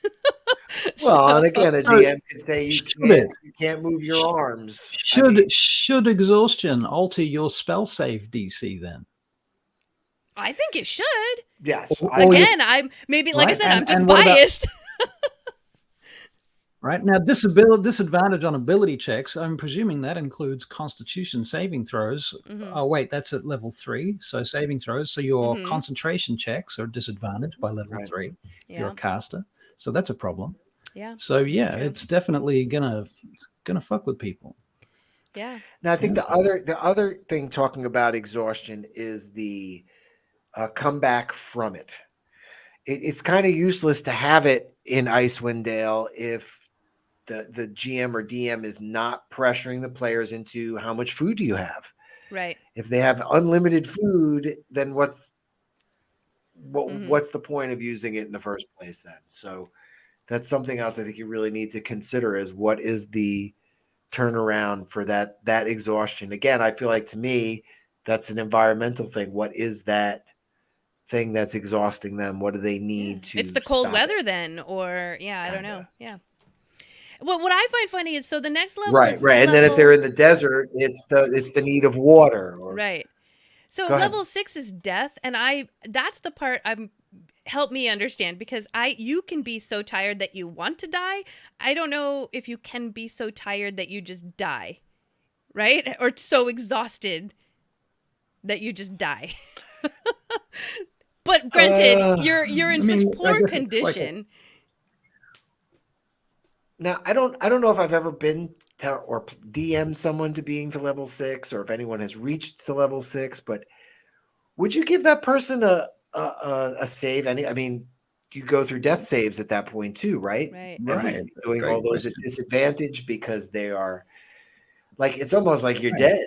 Well, so here's I mean, I can't remember if this is rules as written or not, but what we have done is if someone has died and then gets resurrected, not just it's not like I'm gonna forget which one's which, but the one that you can do when they've only been dead a minute, like, not a big deal. It's the one where you actually have to do the ceremony to revive them, to resurrect them. Pretty sure it's resurrection.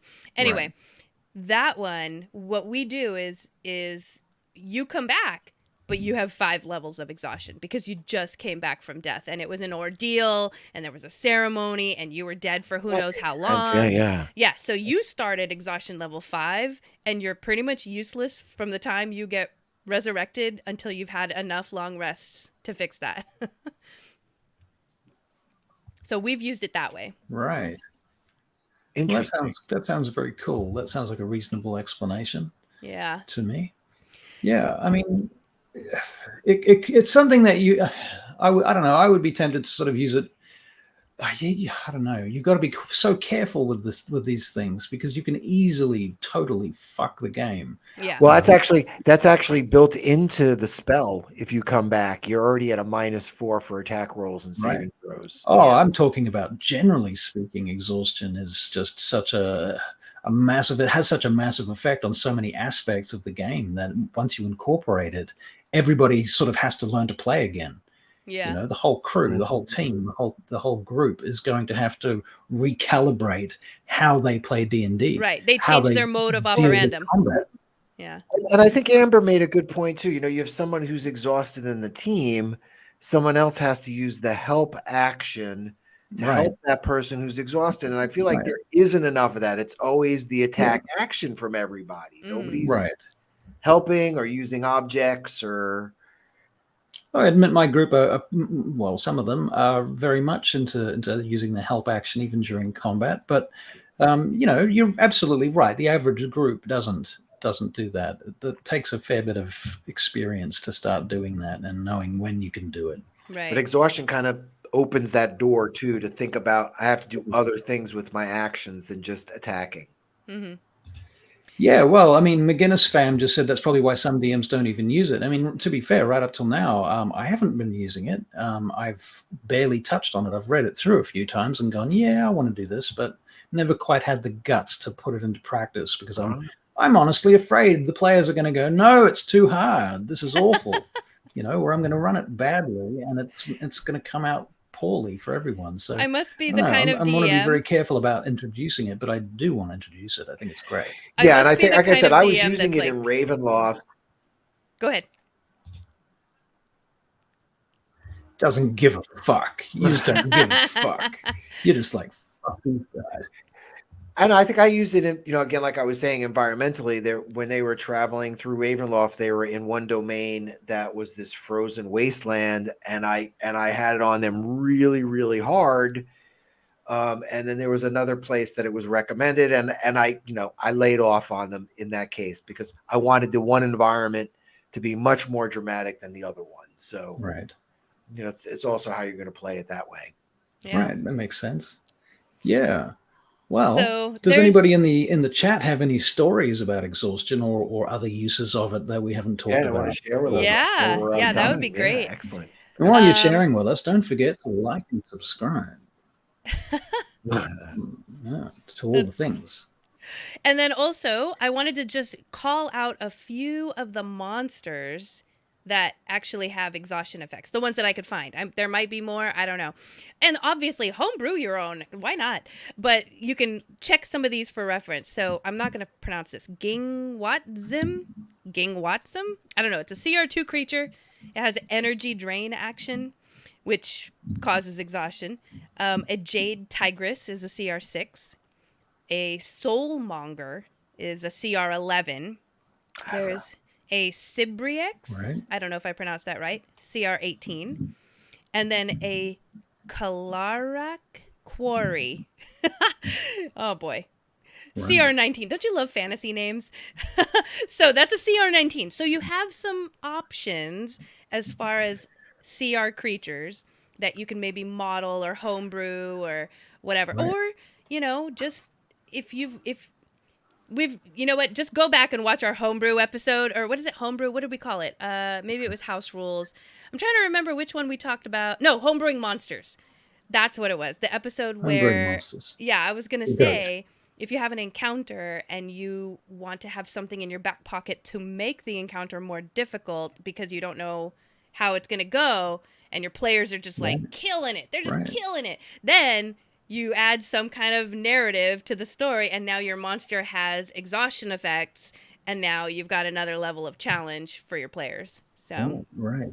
Yeah. And speaking of that, actually, earlier I mentioned the idea that you could use a level up as an opportunity to sort of slide exhaustion in under the radar, so nobody noticed that you'd put it in there. Yeah. But at the same time, actually, possibly an even better idea is to give the players some time to adjust to the idea and say, okay, at level 10, we're going to start using exhaustion. Oh, or I at like level that. 12 or something like that. And Yeah. so as the players get more powerful, when they get to the point where they can actually handle most of the shit you're throwing at them, maybe that's when you introduce exhaustion. They've gotten used to their characters. They know how to play them. Everybody's got group dynamics all figured out. And now you throw exhaustion at them, and now they've got a little bit more metagame to do while they navigate through the world that you're throwing at them. That's a great idea, Russell, as they get up too, and bring the challenge in, because there is that spot like after 8th, 9th level when they start getting high powered, where it's like, we need a little bit of let's make this a little bit more of a challenge. Put challenge back in the game, right? Yeah, exactly. And then that's the thing too. I mean, once you throw things like flanking in there and so on, I mean, always remember that you can flank, but so can the mobs. Mm-hmm. Mm-hmm. And then on that note, because that's a really great idea. I love how we're trying to figure out how you can introduce exhaustion to your players if you haven't used it already. So we've talked about, what did you talk about? At level up. You talked about a specific level, so like at level 10. And then I just mentioned monsters, but I think that's a great idea to just have a monster that can give one level of exhaustion, which is, I wouldn't say it's harmless, but it's not going to do a lot of harm. And it introduces the concept of exhaustion to your players so that they can kind of understand what it is and how to maybe learn how to start dealing with it now. Right. Well, I know another fun way to do it is have a tavern night with your players and have them wake up the next morning already at like level 3 and have them do something stupid. Like there's a chicken running through the tavern and they have to do skill checks now to get out of the way of this chicken. Yeah. Yeah, nothing that's going to kill them, but just to have fun with it. And I think everybody would have fun with something like that. Everybody's hungover. Right. I use the poison condition for this a lot, actually. I get players drinking alcohol, and then I make them make con saves. And if they fail their con saves, they're suffering the poison condition from drinking. Right. And they're disadvantaged for 1 or 2 hours because of that. Similar type of thing. So yeah, you could totally use exhaustion for the aftermath, couldn't you? And I think we've used exhaustion. We've used exhaustion for drug use in the game as well too. After somebody's using drugs and gets like a boost or something, then you suffer so many levels of exhaustion. So Yeah, I've seen it used. You could. I mean, the spell haste. Is it haste? One of the. Yes, it's haste. Maybe it's a. Is it haste where you get to the end of it and you have to take a turn where you can't move? Yes. I knew that's what you were That's thinking. haste? Yes. Because I think there might be a ranger. There's a ranger thing or an orc thing that does that too, or something like that, where you can move up to your speed or double your speed for a turn, and then at the end of it you can't move. Okay. It's a Tabashi thing, actually. Oh, it's the Tabashi running thing. Yeah. Okay. You know, Yeah. and then another way that Interest. we've used exhaustion, now that you guys are talking about, like, you know, the bender nights and then the next day you got to do something, is if we do, it tends to happen when we do like group camps out in the wilderness.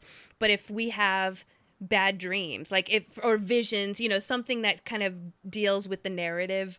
There was a night where each one of us had a different vision from the BBEG, and because they were so horrible, then our DM had us roll like saving throws, and if we failed, those that failed had a level of exhaustion because we didn't sleep good. So, Yeah, so that's you know, right. you can do that as well. That's great. Yeah.